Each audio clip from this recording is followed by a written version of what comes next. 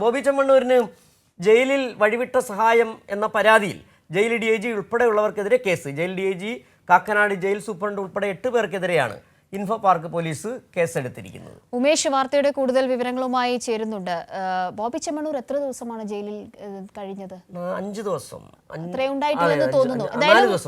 ഉമേഷ്, ഈ ചുരുങ്ങിയ ദിവസങ്ങളിൽ ബോബി ചെമ്മണ്ണൂരിന് ഏത് നിലയിലുള്ള സഹായം ഇവർ നൽകി എന്നതാണ് ഈ പരാതി കൊണ്ട് മനസ്സിലാക്കേണ്ടത്.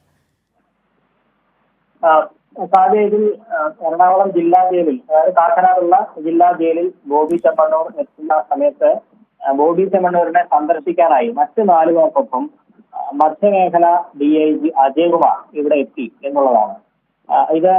ഇതുമായി ബന്ധപ്പെട്ട് നേരത്തെ ജയിൽ മേധാവി ബൽറാം കുമാർ ഉപാധ്യായ സമഗ്രമായ അന്വേഷണം നടത്തുകയും റിപ്പോർട്ട് സമർപ്പിക്കുകയും ചെയ്തു. ആ റിപ്പോർട്ടിനെ തുടർന്ന് മധ്യമേഖല DIG അജയ്കുമാർ അടക്കമുള്ളവർക്കെതിരെ സസ്പെൻഷൻ നടപടിയും ഉണ്ടായി.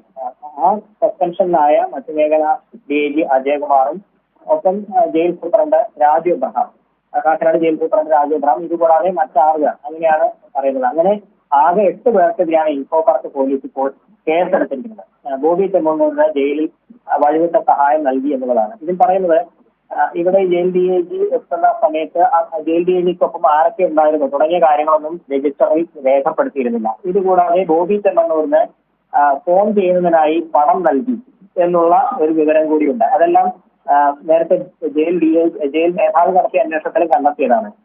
അതെല്ലാം ക്രിമിനൽ കുറ്റമാണ്. ഇങ്ങനെ പണം അവിടെ വെച്ച് ബോബി ചെമ്മണ്ണൂരിന് പണം നൽകുന്നു, അത് രേഖപ്പെടുത്താതെ പോകുമ്പോൾ, അത് രജിസ്റ്ററിൽ രേഖപ്പെടുത്തിയാൽ അത് നിയമനമാകും, പക്ഷെ അതല്ലാതെ വരുമ്പോൾ അതൊരു കുറ്റകരമാകും എന്നുള്ളതാണ്.